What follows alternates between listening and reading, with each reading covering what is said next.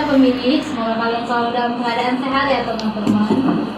Senang sekali bisa menjumpai teman pemilih di channel YouTube podcast KPU Kabupaten Mukomuko. Dalam episode ke-11 Basana, bincang santai dan bermakna tentang kepemiluan bersama dengan saya Selvia Elvin. Teman pemilih, pada episode ke-11 ini kita kedatangan tamu lagi nih spesial, yang mana mereka berasal dari OSIS dan MPK dari SMA Negeri 1 Mukomuko, yang mana mereka akan sharing nih kepada kita semua tentang pemilu di mata pemilih pemula. Nah teman-teman, tak kenal maka tak sayang ya teman-teman ya. Mari kita berkenalan terlebih dahulu nih kepada kedua narasumber kita ini. Telah hadir di sisi sebelah kanan saya ada Azra, dan juga di sisi sebelah kiri saya ada Azril. Nah, mari kita kenalan dulu teman-teman. Say hi dulu teman-teman. Halo. Hai Azra, apa kabar nih hari ini Azra? Alhamdulillah baik. Yuk. Oke, dan gimana nih kalau Azril? Alhamdulillah semangat banget kak, bisa ketemu di KPU ini kak. Oke, iya. Oh, BTW nih ya, by the way nih ya. Umur kalian berapa sih teman-teman? Oh, kalau untuk Azrael sendiri masih menginjak umur 16 tahun sih kak. Dan untuk Azra sama dengan Azril tahun depan baru 17 tahun. Oke, berarti belum itu ya, berarti belum menggunakan hak pilihnya ya pada tahun belum, kemarin. Kak. Belum. Oke, berarti kalian termasuk Gen Z nggak sih? Ya nggak sih? Iya. Gen Z banget kak. Tepat sekali. Oke, berarti sama nggak sih? Tahu. Nggak jauh beda lah umurnya kayak saya gitu sih. Sama-sama Gen Z gitu kak. Iyalah. Nah, pasti teman pemilih nih penasaran nih kepada kalian nih. Coba boleh dong kenalan dulu kepada teman pemilih teman-teman. Dimulai dari Mas Azra nih. Boleh kenalan nih. Baik, terima kasih Kak. Halo teman-teman semuanya, seluruh masyarakat Mukomuko. Perkenalkan, nama saya Azra Safadinata, akrab dipanggil Azra. Dan sekarang saya duduk di bangku kelas 2 SMA Negeri 1 Mukomuko. Dan kebetulan saya dipercayai dan aktif di organisasi sekolah, yaitu dipercayakan menjadi ketua OSIS, yang dimana sama mirip dengan tema yang akan kita bahas sekarang, itu pemilu, yang dimana 11-12 lah teman-teman semua, dengan cara pemilu di sekolah dan juga kepemiluan di luar masyarakat. Oke, halo teman-teman semua, segalonyo di Kabupaten Mukomuko. Perkenalkan, saya Azriel Awasauki, akrab disapa dengan panggilan Azriel atau Ain gitu kan biasanya dipanggil.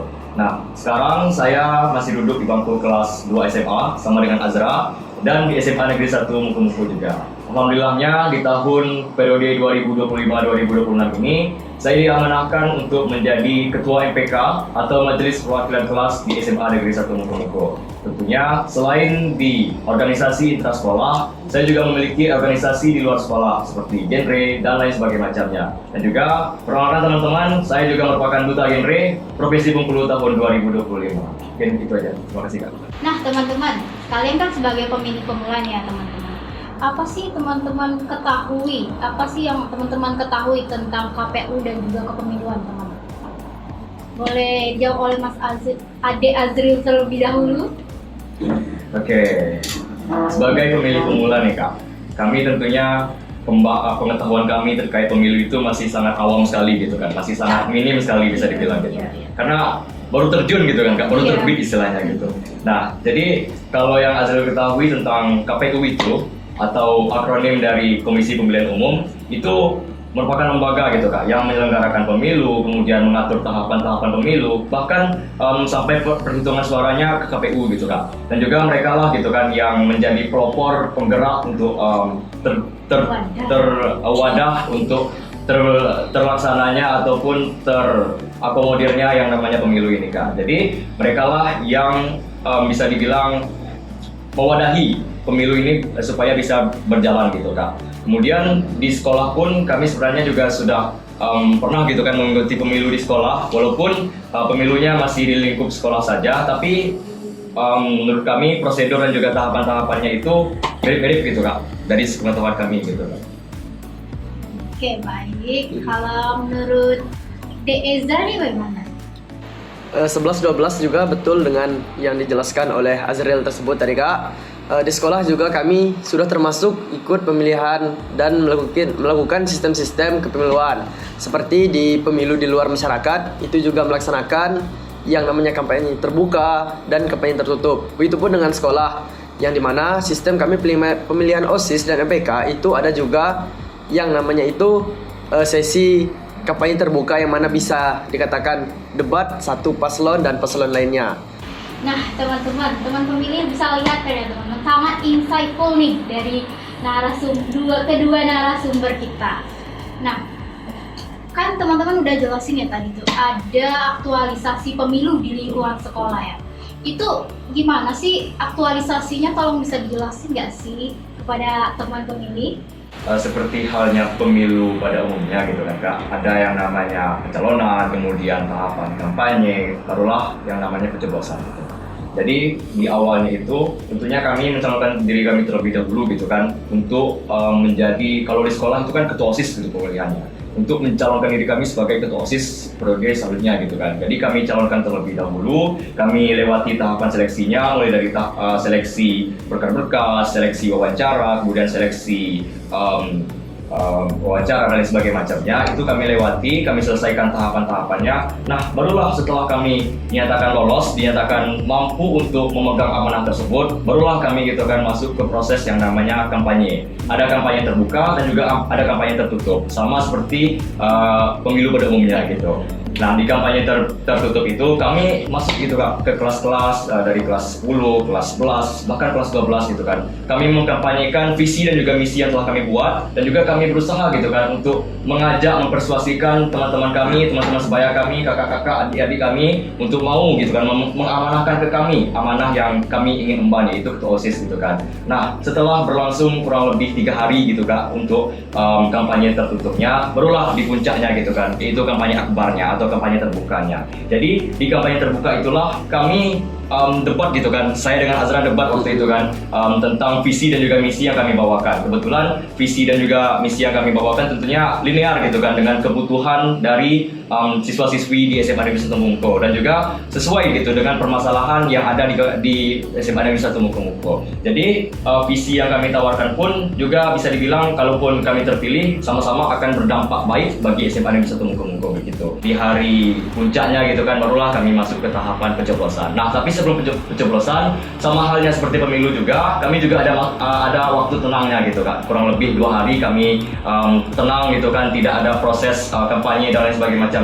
Jadi pure untuk mempersiapkan hari pencoblosan. Dan di hari pencoblosan itulah semuanya langsung ditentukan di hari itu Kak. Dimana ada yang menang, ada yang kalah, dan kebetulan saya kalah kemarin dari Azra. Oke. Oh iya.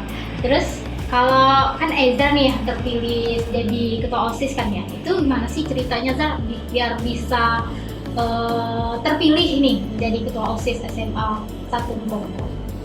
Tentunya Kak, apabila kita terpilih itu adalah tanggung jawab. Mungkin orang lebih banyak percayanya dengan kita, dan untuk visi dan misi juga bisa berhubungan dan mungkin lebih banyak dibutuhkan oleh siswa-siswi di sekolah kita. Nah, kebetulan alhamdulillah Azra dipercayai oleh seluruh teman-teman untuk mengemban amanah yang besar ini menjadi calon ketua OSIS dan periode ketua OSIS di periode selanjutnya. Persamaan dari sistem pemilu di luar dan juga di sekolah, betul sekali yang dijelaskan oleh semuanya dengan Azriel tadi. Itu kami juga melaksanakan, yaitu proses kampanye tertutup, yaitu proses kami mengelilingi per kelasnya masing-masing untuk melaksanakan kampanye visi dan misi ataupun program unggulan kami.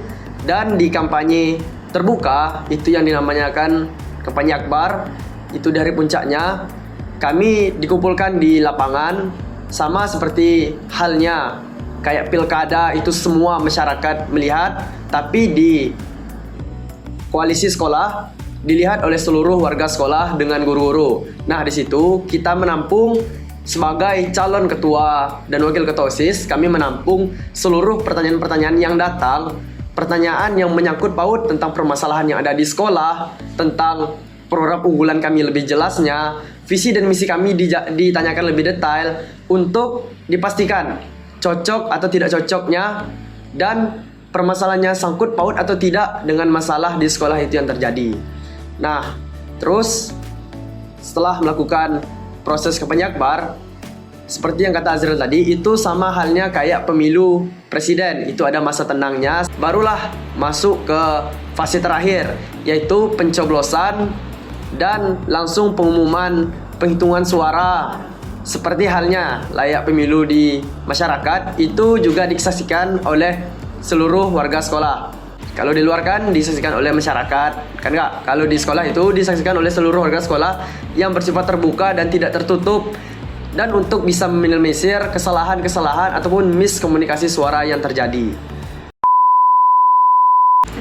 Oke, tadi kan kita udah bicara, kalian bahas tentang kampanye ya. Itu gimana sih kampanye kalian, atau melalui media sosial, atau hanya sekolah saja, di lingkungan sekolah saja, atau bisa melalui media sosial nih, misalnya Instagram, Facebook, atau juga TikTok misalnya? Itu ada nggak sih dari kalian? Coba jawab oleh Azril nih. Oke, baik. Sebenarnya kalau dari Azril pribadi Kak, dalam kampanye itu punya cara tersendiri gitu Kak. Seperti yang Kakak bilang tadi, salah satunya dengan cara melalui media sosial gitu kan. Nah, Azril itu cuma tidak hanya berkampanye melalui kelas-kelas saja, mulut ke mulut, tidak. Tapi kita pengen mencakup seluruhnya lebih luas lagi gitu kan. Pengen mencakup suara yang lebih luas lagi. Cara yang paling efektif yaitu dengan cara kita berkampanye di media sosial. Dimana dengan sekali klik kita bisa menjangkau ribuan orang bahkan gitu kan. Bahkan sampai 5.000 orang kita bisa jangkau gitu kan. Nah, dari situ Azril belajar kalau kampanye itu bukan sekedar kayak berkata-kata doang, kayak cuman bermetafora doang, tidak. Tapi yang jelas bagaimana cara kita mempersuasikan orang lain, bagaimana cara kita untuk meyakinkan orang lain di mana mereka mau untuk memilih kita dan mengamanahkan ke kita jabatan yang kita pengenkan gitu kan. Yaitu proses tadi. Jadi untuk Azril sendiri dalam kampanyenya kemarin itu tidak hanya kampanye tertutup saja di kelas-kelas sama teman-teman secara offline, tapi juga melalui media sosial gitu kan, khususnya di platform Instagram gitu kan. Jadi Azril sering buat ngepost, oh ternyata begini pengalamannya, ternyata begini track recordnya, ternyata begini relasinya, ternyata begini koneksinya, ternyata begini prestasinya. Jadi media sosial itu juga bisa untuk jadi bahan penilaian orang gitu kan, untuk biar mereka bisa yakin ke kita, oh ternyata si Azril punya prestasi ini, ternyata punya pengalaman begini. Jadi mereka semakin yakin ke kita gitu kan, untuk memilih kita gitu, dengan cara kita mempromosikan diri kita sendiri gitu kan, menunjukkan siapa sih kita sebenarnya gitu kan, dan membuat mereka tentunya dengan tujuan gitu kan, hanya untuk semata-mata membuat mereka yakin dengan kita dan juga mau untuk memilih kita melalui konten-konten yang edukatif, kreatif dan juga inovatif yang ada di sosial media Kak, termasuk di TikTok juga. Jadi sosial media sangat berpengaruh ya? Betul banget Kak, berpengaruh Kak. Nah, Zra, kamu kan itu tahun 2024 kan belum ya menggunakan hak pilih? Belum. Nah, kamu lihat nggak sih perjalanan pemilu atau pilkada tahun 2024 kan ya? Nah, kalian dapat insight nggak sih dari pemilu dan pilkada tahun 2024 kemarin? Apa sih yang kamu dapat amati atau kamu dapat mendapatkan insight dari pemilu kemarin? Baik Kak, tentunya di masa-masa pemilu, apalagi di masa gentar-gentarnya kemarin, yang Azra ingat dan Azra masih panas-panas, hangat-hangat lah informasinya itu biasanya di masa-masa pemilu itu seringnya tegaknya baliho-baliho di pinggir jalan, di tempat-tempat tertentu, di tempat-tempat orang rame, dan juga di masa kepemiluan ataupun di masa kampanye itu orang bersegerombol-gerombolan, mobil-mobil berdatangan ke desa-desa tertentu dan ke tempat-tempat tertentu untuk melakukan kampanye dan meyakinkan atas dari kandidat ataupun calon-calon yang akan dipilih ataupun yang menawarkan untuk dipilih. Itu meyakinkan seluruh masyarakat. Di masa perdebatan itu sangat panas sekali, soalnya bisa terjadi konflik yang tidak diinginkan, itu di luar kendali kita. Tapi hal-hal seperti itu sudah diantisipasi oleh pihak yang berwenang seperti polisi dan pihak-pihak aparat yang lainnya yang mengamankan di lokasi tersebut. Nah, yang juga Azra ingat itu seperti di platform digital, di televisi itu juga rame berita-berita tentang kepemiluan, tentang debat presiden dan wakil presiden yang bisa menambah ilmu pengetahuan kita dan mempelajari, oh ternyata untuk kepemiluan tidak hanya sekedar memilih, tapi juga kita belajar memilah untuk generasi ke depan. Oke. Menurut Azril sendiri nih, penting tidak sih pemilu itu? Nah, Azril? Oke, jadi kalau menurut Azril sendiri Kak, pemilu ini penting banget sih Kak kalau menurut Azril. Kenapa? Karena di pemilu kita banyak sekali nilai-nilai yang dapat kita petik, banyak sekali makna-makna yang dapat kita petik, dan juga banyak sekali gitu kan hal-hal yang dapat menjadi manfaat untuk kedepannya gitu. Bahkan masa depan bangsa kita selama 5 tahun ke depan itu tuh bergantung pada pemilu yang kita laksanakan. Makanya teman-teman anak muda zaman sekarang, gunakanlah hak pilih kalian sebaik mungkin, dan juga jangan sampai kalian ikut-ikutan doang gitu kan. Karena masa depan bangsa itu sebenarnya ada di tangan kita teman-teman. Kalau kita mampu untuk menggunakan hak pilih kita sebaik mungkin, kita nggak ke pressure dengan orang lain, kita menggunakan dari hati kita sendiri, kita udah mempertimbangkan antara calon yang kita mau pilih dengan calon yang kita tidak pilih. Nah itu semua akan berdampak baik, dan juga itulah yang menjadi gambaran gimana masa depan bangsa kita, negara kita, daerah kita, profesi kita selama 5 tahun ke depan. Jadi penting banget teman-teman semua untuk kita memahami dan juga mempelajari alur dari sistematis atau sebuah rangkaian daripada pemilu yang kita mau lakoni di tahun depan ataupun saat kita memilih nantinya. Karena masa depan bangsa kita bergantung pada hari itu, karena kita pun diberikan hak pilih untuk menentukan masa depan kita, masa depan negara kita selama 5 tahun ke depan, gitu sih Kak. Jadi penting banget Kak tentunya. Iya, berarti bukan hanya sekedar rutinitas Bukan, 5 Kak, tahunan bukan. saja ya? Bukan. Oke, nih. Azril kan sangat antusias nih ya tentang menggunakan hak pilihnya nih nanti pada tahun 2029 nih. Nah, misalnya terdapat case seperti ini, Azril. Zra. Nah, misalnya kamu belum menentukan pilihan kamu secara final nih, belum bulat nih, kamu pengen milih A atau pilih B, tapi kamu dapat pengaruh nih dari orang terdekat kamu itu, baik dari keluarga, kerabat yang lainnya ataupun teman kamu. Bagaimana sih cara kamu agar meyakinkan diri kamu sendiri dalam menentukan pilihan kamu sendiri? Itu bagaimana, Zra? Tentu benar yang kakak bilang tadi, untuk kita melakukan pemilihan itu biasanya sebelum kita dari diri kita sendiri untuk final melakukan pemilihan tersebut, pasti banyak dong disarankan oleh teman-teman atau bahkan dipengaruhi oleh orang tua kita sendiri. Debat juga nggak Debat sih? bisa jadi perdebatan juga dengan orang tua meyakini kita untuk memilih ini dikarenakan ini ataupun alasan sebagainya, dan juga teman-teman kita juga banyak memberikan saran dikarenakan alasan begini.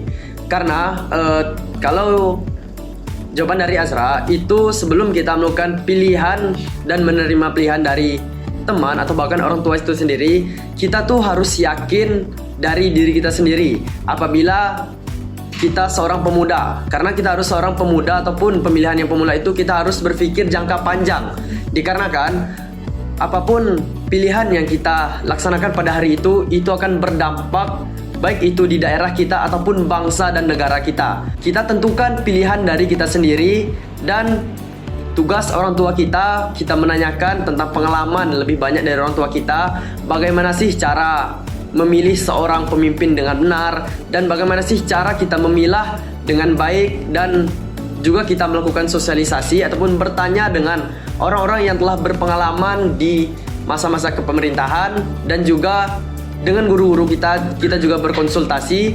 Nah, dengan kita menghubungkan koneksi bertanya dengan orang tua, guru-guru dan teman-teman dengan sumber data yang valid dan benar, itu kita bisa lebih memahami dan bisa lebih memilih. Nah, maka dengan itu kita harus memanfaatkan dengan semaksimal mungkin.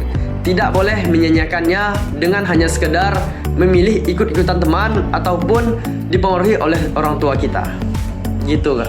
Oke, bicara tentang apatis.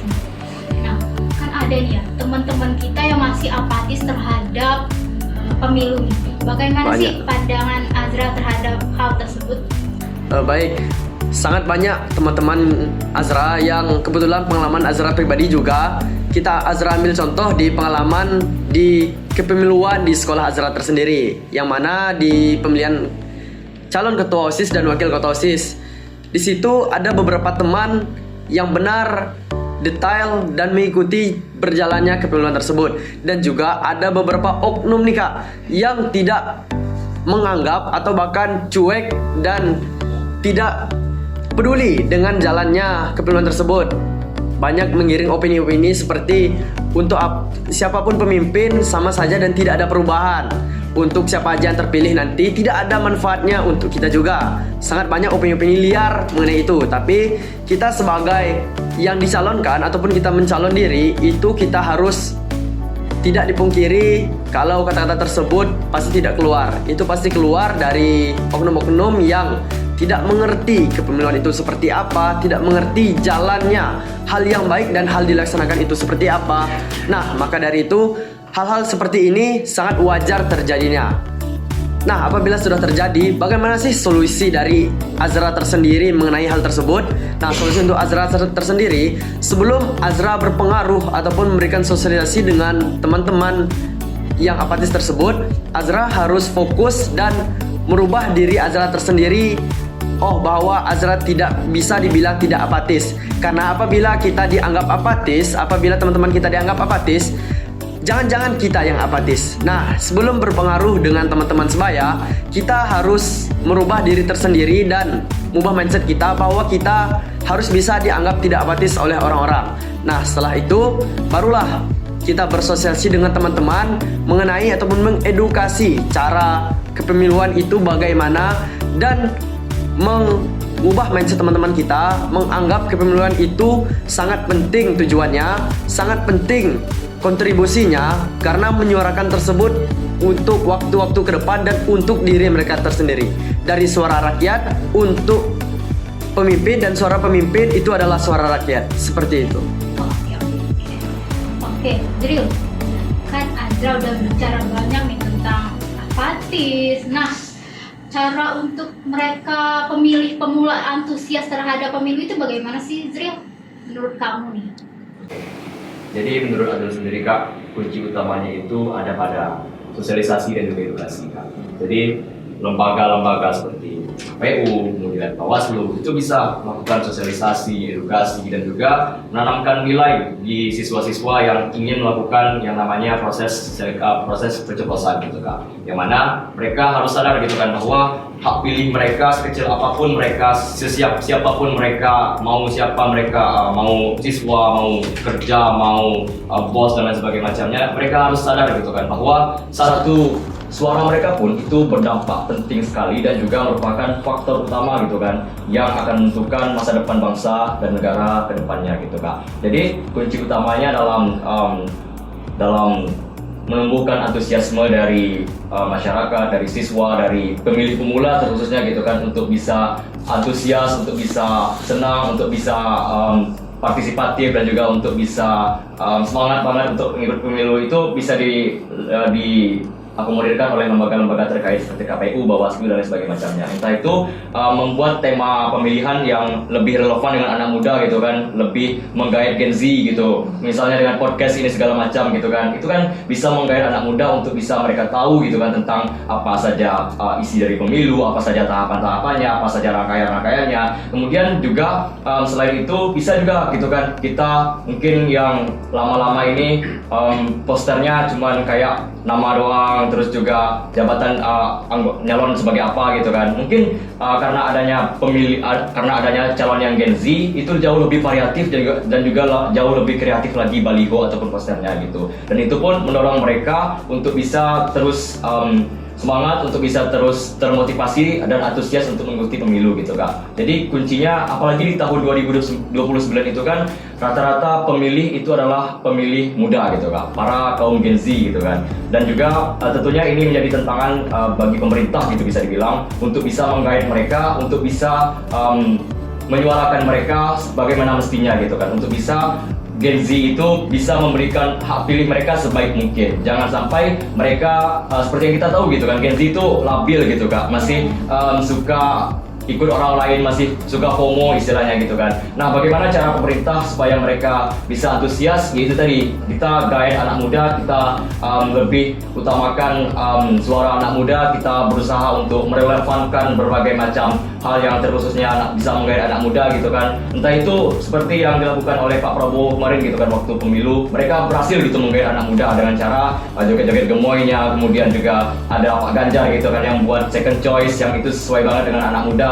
Jadi anak muda pun pengen gitu, oh ternyata dia bagian dari saya, oh ternyata pemilu itu seseru ini. Nah, jadi itulah yang mereka inginkan, yaitu pemilu yang variatif, pemilu yang kolaboratif, dan juga pemilu yang seru gitu, bukan pemilu yang kaku, pemilu yang tertekan, dan juga pemilu yang diskriminatif gitu Kak. Jadi mereka pun, cakrawala muda pun bisa paham dengan alur koordinasi, alur pemilu, alur pemilihan itu seperti apa, sehingga mereka pun bisa lebih tertarik, bisa lebih pengen untuk menyuarakan hak pilih mereka sebaik mungkin sesuai dengan hati nurani mereka gitu Kak. Oke, luar biasa ya teman-teman. Nah, kan Azriel udah bicara tentang media sosial, tentu saja berkaitan dengan Gen Z kan ya. Betul. Nah, kita kan hidup di era digitalisasi. Bentuk konten seperti apa sih yang bisa menggait Gen Z ini menurut Azriel? Oke, jadi teman-teman semua, izin ya Kak, jadi menurut Azriel sendiri, terkhususnya di platform anak muda gitu kan, seperti Instagram, TikTok, YouTube, itu semua merupakan cara yang paling efektif untuk kita bisa menggait suara anak muda gitu Kak. Karena mereka cenderung hampir seluruh anak muda di Indonesia bahkan gitu kan, hampir semuanya pasti punya Instagram, punya TikTok, dan juga bahkan punya aplikasi media sosial lain gitu kan.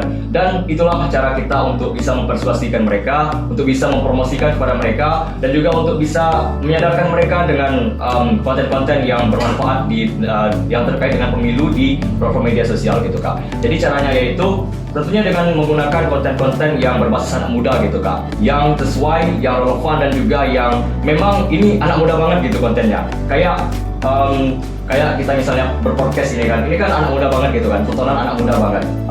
Gimana tentunya ketika mereka disajikan ketimbang kayak diskusi-diskusi biasa, diskusi bapak-bapak gitu kan, mereka pastinya lebih senang yang namanya podcast karena lebih Gen Z, lebih gaul, lebih oke juga. Jadi konten-konten yang disajikan pun itu kalau bisa dibilang untuk menggait anak muda tentunya harus relevan juga, dan juga harus sesuai juga dengan minat dan juga selera mereka gitu Kak, seperti konten edukatif, kreatif, dan juga kolaboratif. Apalagi Gen Z itu kan suka konten-konten yang istilahnya itu lucu, terus juga romance, terus juga dan lain sebagainya macamnya. Jadi kita pahami terlebih dahulu apa minat dan juga selera dari Gen Z itu, apa saja yang mereka jenis konten yang disukainya. Kan ada datanya gitu kan Kak, di TikTok ataupun Instagram gitu kan, ada data-data yang jenis konten yang disukai oleh anak muda gitu kan, seperti konten promosi makanan, kemudian konten promosi kayak promosi yang banyak lucu-lucunya gitu, banyak thumbnail yang bagus-bagus gitu kan. Nah, itu bisa jadi penggait untuk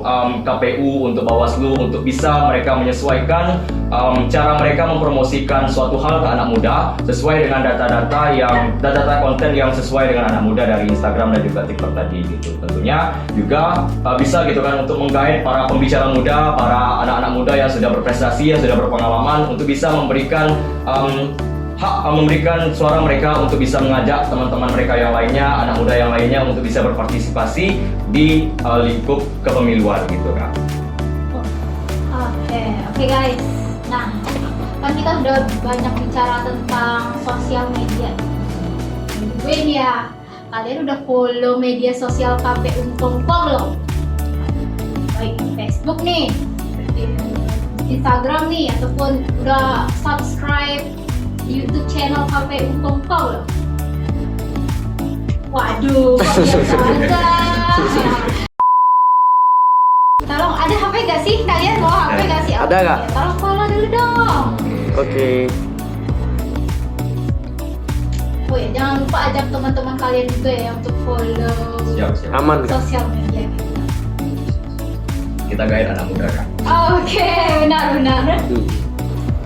Nah teman-teman, sebelum kita tutup nih podcast kita pada hari ini teman-teman, ada nggak sih closing statement dari teman-teman nih untuk menyukseskan pemilu dan pilkada tahun 2029 nih? Boleh nih dari Mas Azra terlebih dahulu. Baik Kak, baik. Izin Kak, dan teruntuk teman-teman semua, terkhususkan bagi yang pertama kali mencoblos di periode selanjutnya, yaitu sebagai pemula, itu first experience teman-teman semua. Pesan saya yaitu sebagai pemilih pemula, suara kita mungkin terdengar kecil, tapi dengan suara kecil tersebut bisa membuat dampak yang sangat besar. Jadi jangan sia-siakan hak pilih suara tersebut. Dan juga jangan ikut-ikutan pemilih, yaitu dari saran teman yang tidak jelas latar belakangnya, dari pengaruh orang tua yang alasannya juga tidak jelas diberikan kepada kita. Jadi pilihlah berdasarkan hasil dari teman-teman pilah dari sumber media sosial dan informasi yang teman dapat dari orang yang telah berpengalaman dari pemerintahan. Dan jangan sekedar memilih teman-teman, akan tetapi memilah, karena hasil satu suara teman tersebut sangat berpengaruh bagi berlangsungnya masa depan, nasib bangsa negara itu sendiri untuk diri teman sendiri. Oke, mantap sekali nih Azra. Oke, kalau menurut Azra gimana nih? Oke, mungkin closing statement dari Azra sendiri untuk teman-teman semua. Kita harus sadar teman-teman semua bahwa walaupun kita masih bisa dibilang pemilih pemula gitu kan, baru tamat SMA, baru mulai milih gitu kan, bukan berarti suara kita kecil teman-teman, bukan berarti suara kita tidak didengar. Tapi kita harus bisa memaksimalkan sebaik mungkin first experience kita tersebut gitu, untuk bisa kita suarakan dengan penuh kejujuran, dengan penuh kecermatan dan juga penuh pertimbangan apa yang telah kita pertimbangkan dari